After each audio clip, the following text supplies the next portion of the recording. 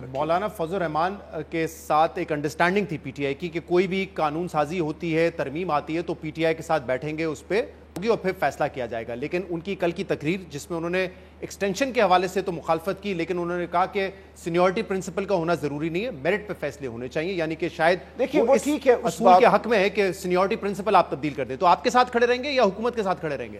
نہیں، دیکھیے وہ دیکھنا پڑے گا نا کہ اس میں کیا آتا ہے. اگر یہ آتا ہے فرض کریں کہ 3 سینئر موسٹ ججوں میں سے ایک کو چیف جسٹس لگایا جا سکتا ہے اور لگانے والا وزیر اعظم نہیں ہوگا، کوئی کمیٹی بن جائے جس میں لیڈر آف دی ہاؤس ہو، لیڈر آف دی اپوزیشن ہو، ان دونوں کی مشاورت سے یا اتفاق رائے سے نمبر 2 یا نمبر 3 کو لگایا جا سکتا ہے. لیکن اگر ان کا اتفاق رائے نہ ہو تو پھر نمبر 1 ہی کو لگایا جائے گا. اس طرح کی کوئی بات سامنے آتی ہے تو اس پہ غور ہو سکتا ہے. اس پہ غور ہو سکتا ہے اگر اس طرح کا میکینزم ہے کہ اختیارات وزیر اعظم کو نہ دیے جائیں. اگر تو ایک فرد واحد کو اختیارات دے دیے جاتے ہیں تو میرا خیال ہے مولانا بھی اس کو نہیں مانیں گے. اگر کوئی پروسیجر ہوتا ہے تو اس کو دیکھا جا سکتا ہے. صحیح. اس کے علاوہ اب سے کچھ دیر پہلے انفارمیشن منسٹر عطا اللہ طارق صاحب نے پریس کانفرنس کی. انہوں نے اعتراض کیا ہے 2 چیزوں پہ بالخصوص. ایک تو یہ کہ آپ لوگ پروپیگنڈا کر رہے ہیں کہ جن لوگوں کو گرفتار کیا گیا 9 ستمبر کو ان کو پولیس نے نہیں کیا، سادہ لباس میں اہلکار آئے انہوں نے گرفتار کیا پارلیمنٹ. وہ کہہ رہے ہیں سارے ویڈیوز موجود ہیں، شیر افضل مروت کو دیکھیں، گوہر صاحب کو دیکھیں، پولیس نے آ کے اپنے پولیس لباس میں گرفتار کیا. دیکھیے شیر افضل مروت اور گوہر کی تو بات ہی نہیں ہے، وہ تو باہر نکل رہے تھے تو ان کو کیا گیا. بات ہو رہی ہے شیخ وقاص کی، بات ہو رہی ہے زین قریشی کی اور دیگر لوگ جو پارلیمان کے اندر موجود تھے اور انہوں نے جو تقاریر کی ہیں اس کو کسی نے نہیں جھٹلایا. ہاں پھر آ کے کہہ دیں لوگ کہ یہ سب انہوں نے جھوٹ بولا. دیکھیے نقاب پوش پارلیمنٹ کے اندر گئے ہیں، وہ 4تھے فلور پہ تھے، ان کو چابیاں دی گئی، دروازے کھولے گئے، ان تک وہ پہنچے، ان کو لے کر وہ باہر آئے. یہی کہا ہے شیخ وقاص نے اور سڑک پہ آ کے ان کو پولیس کے حوالے کیا. جو پارلیمان کے اندر گئے ہیں، ورنہ ان کا کیا دماغ خراب تھا کہ 3 ساڑھے 3 بجے رات کے وہ سڑک پہ چہل قدمی کر رہے تھے گرفتاری کے لیے جبکہ گاڑیاں باہر کھڑی تھی. میں کے پی ہاؤس کے سامنے تھا، مجھے نظر آ رہا تھا کیا ہو رہا ہے. بتیاں بند ہو گئی تھی پارلیمنٹ کی اور ہر ایک کو پتا تھا کہ ایک دھاوا بول دیا گیا ہے پارلیمنٹ پہ، نیشنل اسمبلی پہ. ایک بچکانہ بات ہے یہ کہنا کہ وہ بس اس حوالے سے ابھی اسپیشل کمیٹی بنائی گئی ہے جس میں اپوزیشن کے لوگ بھی ہیں، حکومت کے لوگ بھی ہیں. آج اس کا دوسرا اجلاس ہوا ہے. کرتے ہیں کہ سچ ہی پہ اکتفا کیا جائے گا. چارٹر آف پارلیمنٹ کوئی آپ کو اس وقت پریکٹیکل چیز نظر آ رہی ہے کہ اس پہ کوئی سمجھوتا ہو سکے گا؟ کیونکہ ایک طرف اگر وہ لیجسلیشن لے کر آتے ہیں یا امینڈمنٹ لے کر آتے ہیں اور اس کو پاس کروا لیتے ہیں وداؤٹ اینی کنسلٹیشن یا کوئی مشاورت، تو پھر کیسے یہ charter of parliament? Charter of parliament کی کیا ضرورت ہے؟ آئین خود ایک چارٹر آف پارلیمنٹ ہے، چارٹر آف اکانومی بھی ہے، چارٹر آف ڈیموکریسی بھی ہے، سب کچھ ہے. جب آئین کی کوئی وقت نہیں ہے، جب آئین کو آپ ایک کاغذ کا ٹکڑا سمجھتے ہیں اور اس کی ترمیم کو آپ سمجھتے ہیں کہ بیٹیوں اور بیویوں کو اغوا کر کے کرنا ہے، تو پھر تو کسی چیز کی کوئی وقت نہیں. نہ قانون ہے، نہ آئین ہے، نہ شرافت ہے. ہر چیز فریب پہ کھڑی ہے. 8-9 فروری کا جو آپ نے الیکشن پہ دھاوا بولا، ایک آپ نے پارلیمان بنائی جو عوام کی نمائندہ پارلیمان نہیں ہے، اس سے اب آپ مزید اس طرح کے کام کروا رہے ہیں اور دھونس اور جبر کے ذریعے. تو تمام نظام اس وقت منہدم ہے. اس وقت ہم ایک ڈھکوسلا ہے اس کو ہم چلا رہے ہیں، اس کی جو روح ہے وہ اس وقت غائب ہے.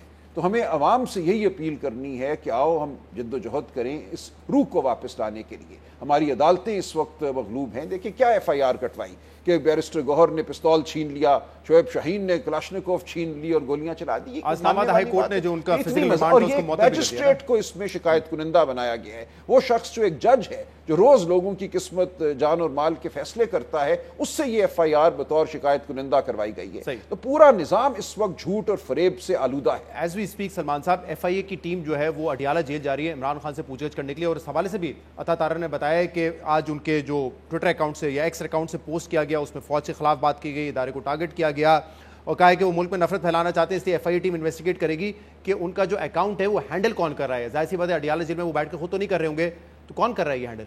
مجھے نہیں پتا. کیا پوچھیں گے ان سے جا کے کہ کون ہینڈل کر رہے؟ وہ تو نہیں کر رہے ہینڈل. جو کوئی بھی کر رہا ہے اس کو ڈھونڈے.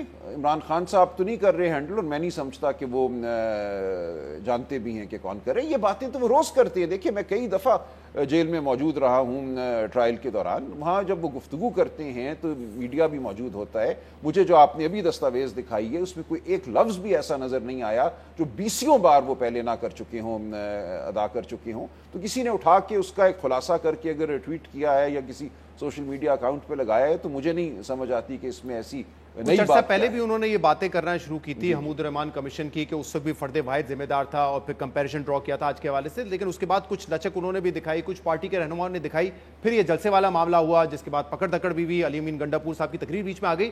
تو اس کا مطلب یہ سیاسی معاملات یا سیاسی ڈائلاگ کا آپ کوئی مستقبل نظر نہیں آ رہا؟ دیکھیے کسی چیز کو رد نہیں کسی چیز کو رد نہیں کیا جا سکتا. تمام معاملات چلتے رہتے ہیں. کمیٹی آج تھی، اس میں تمام سیاسی جماعتیں موجود تھی، اس میں سارا دن بہت اچھی گفتگو بھی ہوئی ہے. ابھی میں بیرسٹر گوہر کے ساتھ بیٹھا ہوا تھا، انہوں نے بتایا آج کیا گفتگو ہوتی رہی ہے.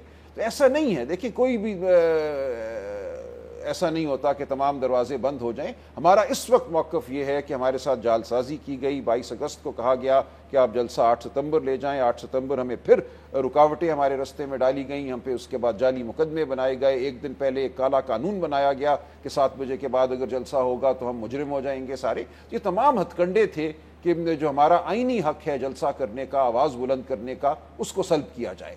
تو اس وقت صورتحال یہ ہے کہ the ball is in the court of the powers that be.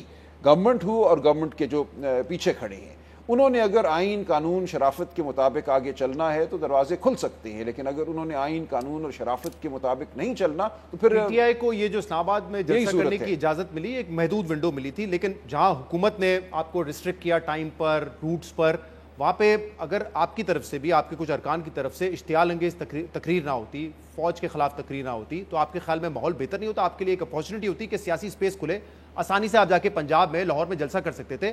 اب آپ کے لیے مشکلات ہوں گی. رانا ثنا کہہ رہے ہیں نہیں کرنے دیں گے، جس طرح کی دھمکی دی ہے کہ ہم آ کے دکھائیں گے، وہ کہہ رہے ہیں ہم آپ کو نہیں آنے دیں گے.